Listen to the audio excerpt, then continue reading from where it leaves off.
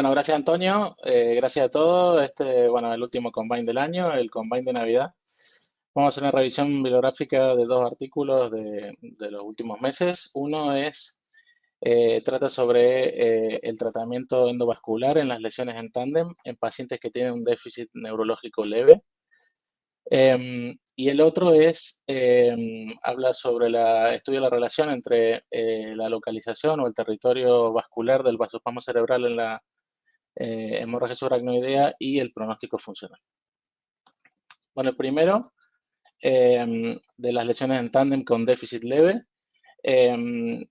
Básicamente, todos tratamos en la práctica habitual lesiones en tándem, porque, bueno, porque va mejor que el mejor tratamiento médico, pero se conoce menos o no se ha estudiado mucho qué pasa con estos pacientes cuando el déficit neurológico es leve, ese NIH de 0,5.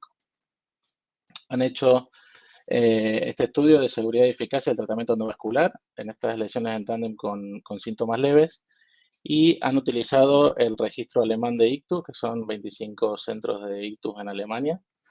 En total ya habían publicado habíamos hablado en un combine de este registro porque habían publicado un primer paper donde hablaban de los resultados del tratamiento endovascular de las lesiones en tándem y si el mejor approach era abrir arriba primero y primero arreglar la carótida a nivel cervical. Y básicamente el estudio tiene el registro tiene 6.635 pacientes, de los cuales 13,2% de estos pacientes tenían lesiones en tándem y solo 0,9% de los pacientes del registro, o sea, 61 pacientes tenían lesiones en tándem con un déficit neurológico, NIH menor de 5. El diagnóstico fue eso, ictus de circulación anterior con lesiones en tándem y NIH entre 0 y 5. Y las características de los pacientes demográficas, la mediana edad era de 68 años, con un 33% de mujeres. Los factores de riesgo más frecuentes fueron la hipertensión arterial y la dislipemia. Y un 28% de pacientes tomaban antiagregantes y un 3,3% anticoagulantes antes del ictus. El ranking era 0, ranking 0 antes del inicio de los síntomas. La mediana de NIH fue de 4. Aquí dividían los grupos en si el paciente había permanecido con la clínica estable o había mejorado durante el ingreso o se había empeorado durante el ingreso. Básicamente cabe destacar que los pacientes que empeoraban eran los que mejor NIH tenían de inicio. Y el aspect de la mediana de aspect era de 9, o sea, pacientes sin lesiones extensas en el TAC basal. En cuanto a la oclusión, los sitios de oclusión eran la carótida cervical más la tica en el 41% de los casos, M1 en el 33% de los casos y M2 en el 26,2% de los casos. Y la causa más frecuente, como la etiología más frecuente del ictus, era la ateromatosis de gran vaso en el 76,7% de los casos. ¿Cómo trataban a los pacientes? Bueno, un poco heterogéneo, pero si agrupamos un poco, vemos que el 77% de los enfermos fueron tratados con stenting, ya sea antes o después de realizar la trombectomía a nivel intracraneal, y más o menos realizando angioplastia, pero 77% de los enfermos se les colocó una stent a nivel cervical. Cuando vemos las características las variables del procedimiento y las clínicas de eficacia y de seguridad, vemos que el 37,7% de los enfermos recibió TPA, que la mayoría de los pacientes se hicieron bajo anestesia general, lo cual es muy común en Alemania, tratar el ictus con anestesia general, y que se alcanzó una buena recanalización en el 86,9% de los casos. Las principales complicaciones preprocedimiento fueron embolización en el 5% de los casos y disección arterial o perforación en el 3,3%. Y la mortalidad hospitalaria fue del 8,2%, o sea, 5 pacientes fallecieron, lo mismo que las hemorragias sintomáticas, algo alto teniendo en cuenta el déficit de inicio de los pacientes, ¿no? Tuvieron un pronóstico funcional excelente a 3 meses, el 55,8% de los pacientes, y un pronóstico funcional favorable el 69,2% de los mismos. Las limitaciones del estudio es que el estudio, bueno, tiene un diseño retrospectivo con todo con lo que eso conlleva en cuanto a datos perdidos, una relativa pequeño tamaño muestral, pero teniendo en cuenta que esta patología no suele cursar con déficit tan leves, tampoco es tan bajo, ¿no? 61 pacientes. No hay datos sobre colaterales y tampoco hay un grupo control tratado con mejor tratamiento médico para comparar. Tampoco hay datos sobre la terapia antitrombótica periprocedimiento, por lo que esto no fue analizado. ¿Qué aporta este estudio? Que parece que realizar la trombectomía mecánica y el tratamiento endovascular de estas lesiones en tándem con déficit bajos parece que es factible, ¿no? Y que hay una relativamente alta tasa de hemorragia sintomática, por lo que deberíamos seguir investigando en esa línea, ¿no? ¿Y cómo puede afectar en la práctica clínica habitual? Básicamente, que deberíamos considerar tratar estos enfermos, pero basándonos en análisis detallado caso por caso, ¿no? En el segundo paper que quiero presentar es la relación entre el territorio vascular del vasospasmo cerebral y el pronóstico funcional en la hemorragia subaracnoidea. Básicamente esto se ha estudiado en el ictus, pero hay poco estudiado en el contexto del vasospasmo y la subaracnoidea en cuanto al territorio vascular. Y es un estudio generador de hipótesis, no es un estudio confirmatorio. Los objetivos fueron determinar si la localización del vasoespasmo dentro de la circulación intracraneal se asociaba con el pronóstico funcional en estos pacientes y también ver si estas variables de el vasoespasmo sumadas a la escala Sahid podía aumentar la capacidad predictora de estos modelos para correlacionar con el pronóstico funcional de los enfermos. Lo que hicieron fue tomar los pacientes del BRAD. Ya saben que el BRAD fue uno de los ensayos de aneurisma o hemorragia subaracnoidea aneurismática, donde se comparaban coils versus clipping en el centro, en el Barrow, ¿no? Incluyeron pacientes en el 2003 al 2007 y tenían datos angiográficos de angiotac entre los días 5 y 7 del sangrado, ¿no? Las variables que cogieron del BRAD fueron la edad, la puntuación de Handy-Hess, la escala de Glasgow, el Fisher, la localización del aneurisma, el tipo de tratamiento, el ranking al alta y a los 6 meses y el grado del World Federation, ¿no? Y las variables del vasoespasmo cerebral era el día de desarrollo de vasoespasmo, el vaso donde estaba el vasoespasmo y el subsegmento, si era proximal o distal al vaso comunicante, si se había administrado tratamiento intraarterial y la severidad del vasoespasmo. Lo daban leve, moderado, severo, hasta 1/3, 2/3 y más de 2/3. Y si había vasoespasmo clínico y si había sido tratado, o sea, sintomático y si había sido tratado con terapia hipertensiva o tratamiento endovascular. Bueno, al final en el BRAD habían incluido 472 pacientes, dieron el consentimiento informado, excluyeron pacientes de los que tenían hemorragia subaracnoidea no aneurismática y los que habían padecido antes del tratamiento, y en total analizaron 406 pacientes, de los cuales en el seguimiento de 6 meses solo tenían datos de 341 pacientes, que fueron los que se analizaron en el segundo time point después del alta, ¿no? Un dato curioso o interesante es que el 67,5% de los enfermos tenían un ranking mayor de 2 al alta y que esos mismos pacientes a los 6 meses habían recuperado independencia funcional y solamente quedaban un 30% de ellos con un ranking mayor a 2 a los 6 meses.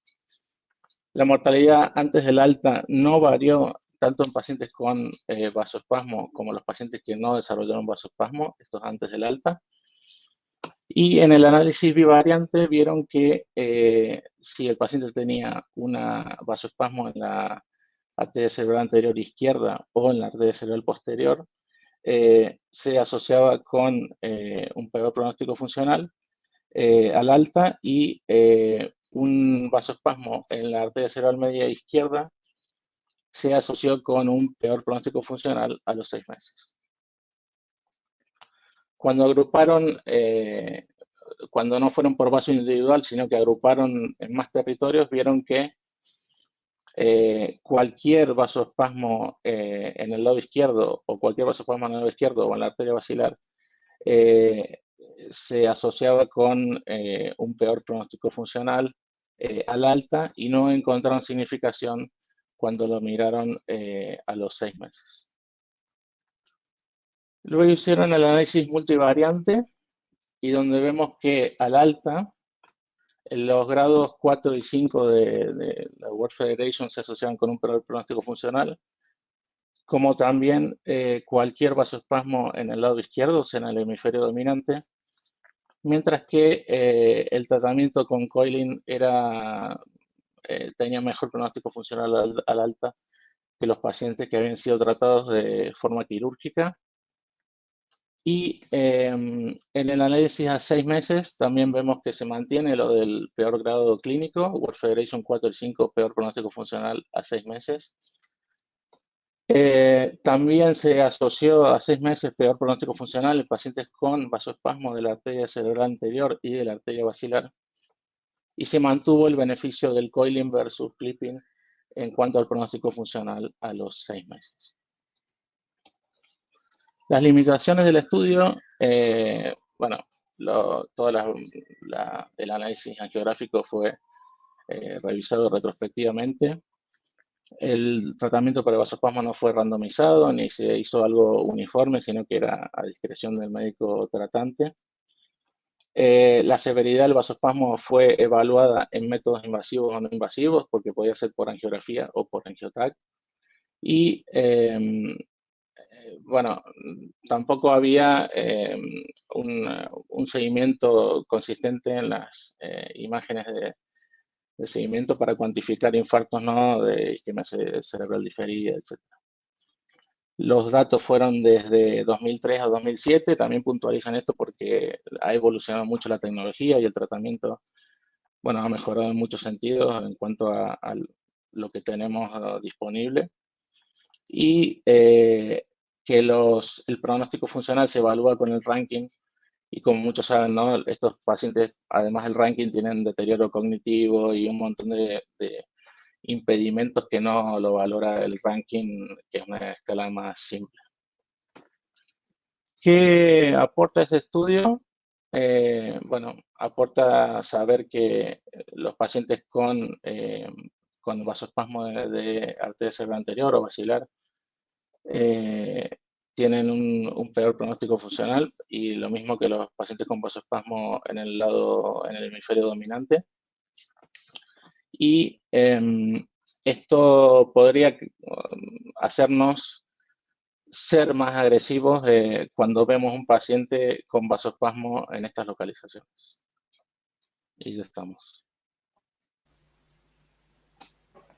Muchas gracias, Mariano. La verdad que los dos artículos están súper interesantes. Ya podemos dar paso a todo el panel de expertos. Y yo creo que podemos empezar con el primer articulillo, ¿no? Ese de tándem con NIH5, que es verdad que es un 1% de toda la muestra, que son solo 60 pacientes.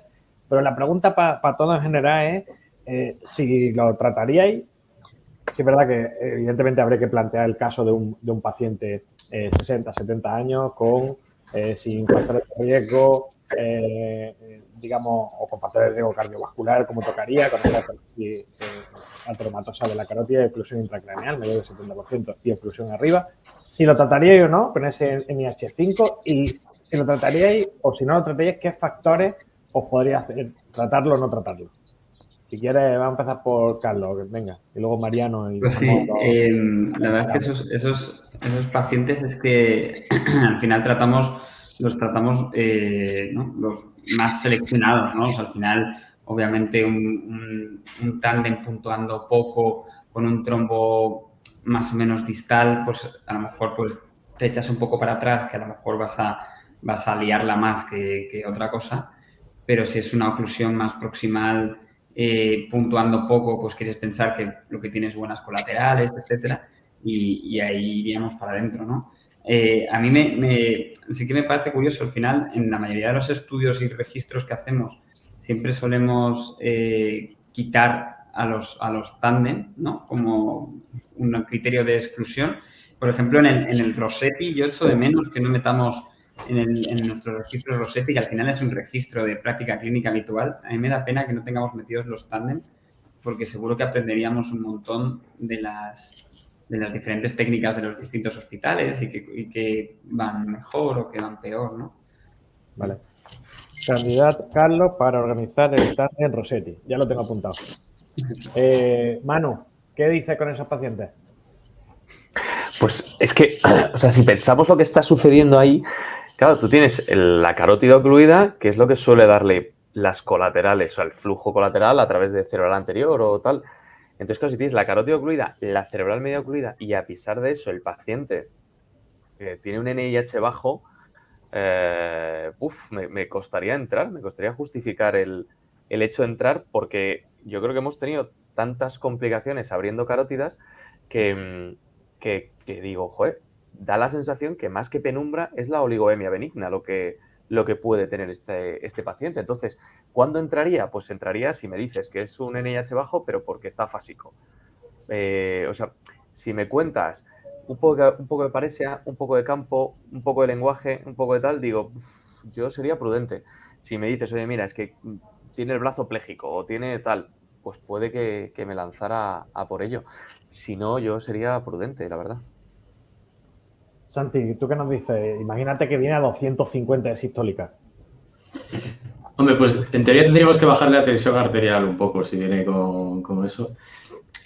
Yo sería prudente, la verdad, con un caso como el que se plantea, porque conforme ha comentado también Manu, o sea, por definición los pacientes con NIH bajo son pacientes que tienen buenas colaterales, porque si no, no tendría un NIH bajo. Ahí tienes un factor correlacionado con la circulación colateral muy importante. Y es cierto que nosotros venimos de los últimos años de haber sido bastante agresivos con los pacientes con NIH bajos y hemos tenido algún disgusto también con ellos. Hay como la forma de pensar de que el paciente con NIH bajo, pues si no lo tratas en algún momento empeorará, pero sabemos que no siempre es así, que existen pacientes que además recanalizan espontáneamente.